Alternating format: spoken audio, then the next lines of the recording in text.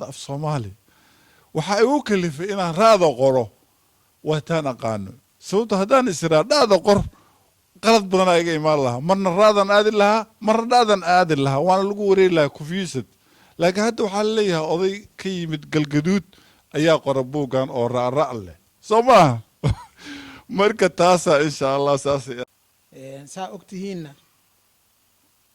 markii erebixinta waxaa hirgeliya dowladda hirgelisa saan ku ogaa seminaarada aan soo qaadanayo macallin Mansuur una siiyey waxaa ku jirtay macnaha anagu afka toos uma hirgelin karno waxa la qaato soo macalinku u sheegay waxyaalihii qaamuuska hore Soomaaliya ku qornaa inta un weeye wax la isla eegay inta badan laakiin waa jira ereyo fara badan oo dadka miyiga kale ku jira laba erey baan ka soo qabtay oo buugana ku jira laakiin mid waaba loo waayaba macne ereyga bronchitis English lagu dhahaa bronchito waa meesha ku taalo waxaan fahmay waa Talyaani laakiin miyiga waxaan ka maqli jiray oo foreen wax la dhaho أنا مركو عايز لا يعي دي أنا جمه جلين كرنا ريحان وما قاعدن كرنا لكن كل واحد هوست كحريق الدنيا دي مسومالي هذا أي اسكتوا بعد عدا ما جود توس أهو لا قنصية الله سمعي عايز لا يعي وح ما على الكاس ما بحنا كبيع دونتا بالغني مرة مركب هركومان من هذا علين حقيقة بوجن وبوج مثلا عقب كيو سلاح أما هو كأم كود دجال تقول أيو كمدي هاي مركان مالها تيجي في الصومال بدل ما كان حقيقة taasi taa weeyaan waxaan jeclaysan lahaa doolka dambe ama gooshka dambe markaad qoraysid buug cusub inaad ku soo dartid erayo badan oo maxalida kuwa dhimarka ah maalin ayaa waxaan dhageystay dad dhaqaatiir oo dhimirka ah ama dhimirka ka shaqeeya maxalida Soomaaliya qaybaheeda goboladeeda kala duwan hal qof oo Soomaali ku hadlo waan ka waayay qof walba cudurradii kala duwanaa wuxuu ku sheegayaa ama Talyaani ama Ingiriisi ku sheegaya anigu waxaan islaa wax baad ka faa'iideysaa yes waxaan sugayaa bipolar markuu ka hadlay inuu yiraahdo inuu mataqaan yani dadka nafsiyan xanuunsanaya maskaxiyan ama nafsiyan bipolar qofkii inuu ku sheego eray Soomaaliyan raadinayay psychosis kama psychos markuu ka hadlay inuu Soomaali ku sheego yani wixii oo dhan waa sugay waa goobay psychotiska psychos iyo waxba ku sheegay ama Talyaani ama English marka xaqiiqatan waa ka faa'iido waa erey badan oo qaar haduu waxa arkay marka buuga aqrinayo kale macnahooda waa aqaanay laakiin waxa raadinaya erey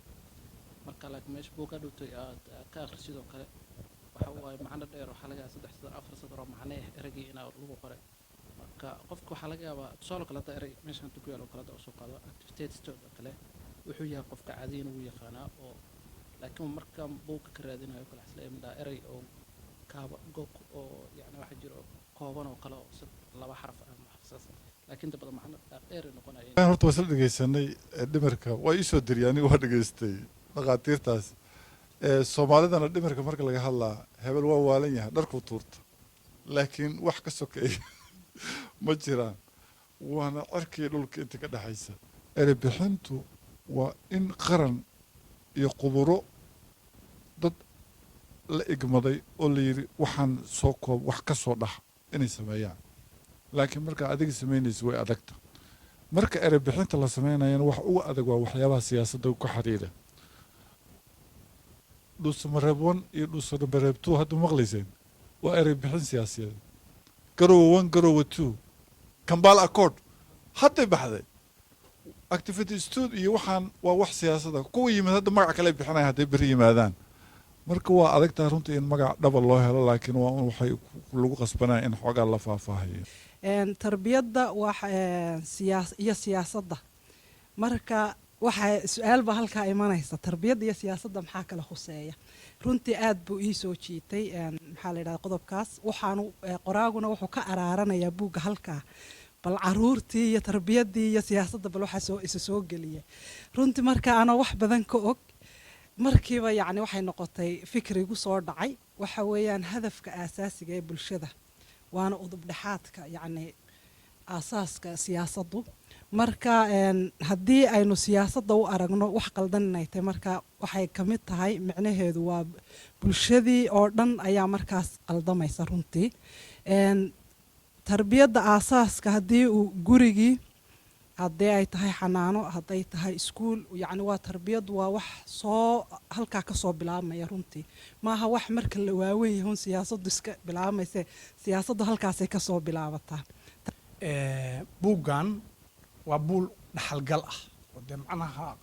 inteennan dee hal maalin ma wada dhimanayno dadku way kala horeynayaan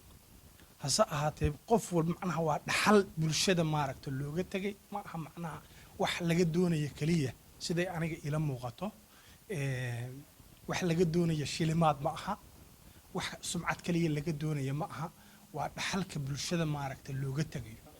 aada u mahadsantahay runtii ninka akhyaarka waa si gooniya u mahad celihaa runtii si furana waadax u hadlay anigu waxaan uga bedelanahay dadka wax qora soomaalida guryahay dhigtaan anuu dadka sankan ka geliyaa waa yaqaanin dadkan ninbaa wuxuu ugu yiri nin adiga buugta ma qortida waa gadaaya maxaa dhacay markaasaan idhahaa waa inaan gado sababta buugga fariinaan ani rabaa inaan gaarsiiyo qofka markaan saas leeyahay waxaa dhacda buuggan oo laga yaabo inuu 200 karoon ama 300 karoon la gadaayo inaan qof magaalo jooga intaan anigu bixiyo 59 bashqad ah aan u diro gurigiisa ugu diro oo ilaa war buuggaasaa jiray arag marka waa dadaalay khayr allah siiyo waxaan rabaa inaan si gaar ugu mahad celiyo xasan liisho nala jooga oo runtii buuggii hore waxaan xusuustaa markii aan soo bandhignay ayuu habeen ii yeeray markaasuu wuxuu yidhi waxaan rabaa aniga waxaan kula qaban kara inaan kula qabto cabdiqani iyo imow gurigiisa ugu ballamiyey kilib yar oo 8 daqiiqo soconayso wuxuu yidhi ka hadal buuggaada kilibtaas inaad wada fiirsateena laga yaabaa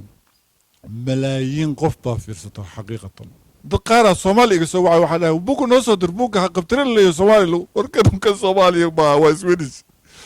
marka runtii waa dadaalnay dad badan waa ila dadaaleen khayr allah ku sii aadan kugu mahad celinaa waan soo akhriyay walaa horta buugga cajiib uu ahaa maasha allah aniga muddo 4 sano waxa iga dhex guuxayna buug qoro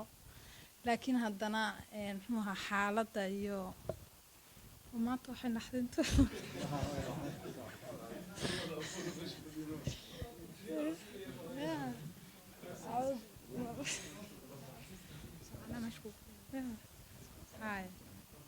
biyaha talbiya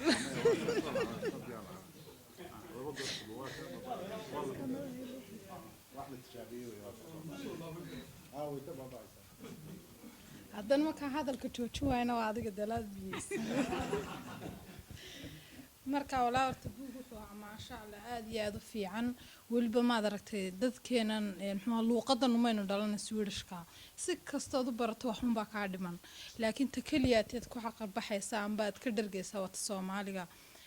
muxuu ahaa horta xoog waxaan u dhaliilayaa dhammaan soomaalideenoo dhan sababtoo ah luuqad haniya baan haysanaa oo muxuu ahaa qof intuu biyo ku dhex dhacay yidhi biyaan iska dhowraya waa qof intuu isagoo soomaaliya luuqadii haddana diidan amba aan baranayn horta markaa qof buug markuu inoo soo akhriyo waxay ahayd inaan booskeeda aan qiimo siino buuggii akhrino caruurteena u sheegno biblioteega dhigno ayna kii wadankanaynu joogno hormarno nidhaahno tan waa luuqadeedii iyo kuwa maanta luuqadooda meel kastay ku dhigayeen luuqado kale iyakoo yaqaano tooday ku faanayaan laakiin aynaka ayaan darro waxaa jirta taa cagsigeedaan leenahay luuqadeenan ka faanaynaa markaa waxaan jeclaan lahaa walaa buuggan horta buug aada u fiican weeyaan inteena xaggan fadhida iyo intaynu ka nimanay guryeen ka wada nimanay inaynu luuqadeena aynu xoog saarno oonu caruurteena ka bilowno caruurteena u dhigno aynakii bugaagtii soomaaliga akhrisano haddii diinta macnaha sideebaa qoysaskan sideebaa loo xali karaa aniga weli qoys ma lihi laakiin xal ahaan aniga fikraddeeda intaan ka qaban raba inaan ku darsado sidoo kalena qoraaga wuxuu ka dhawaajiyey wuxuu dhahay gabadhu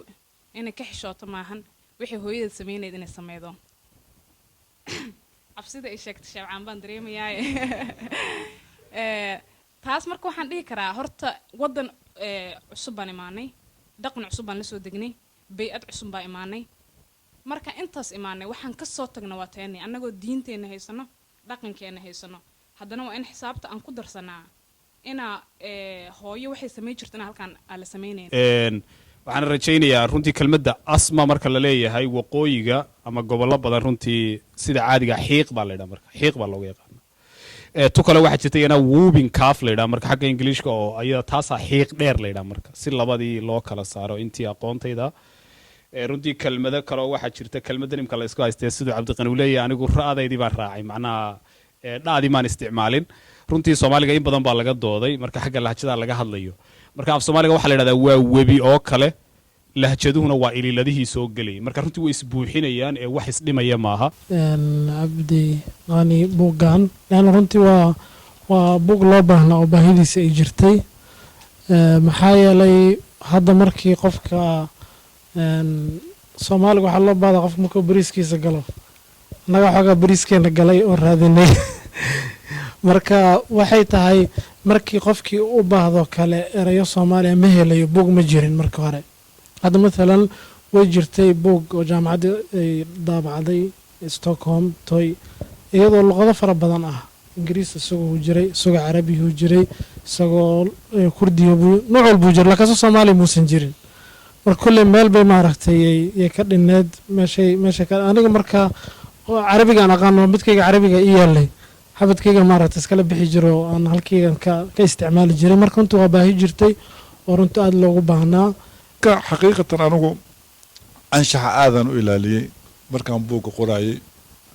waxaan isku dayay inaan ilaaliyo maaragtay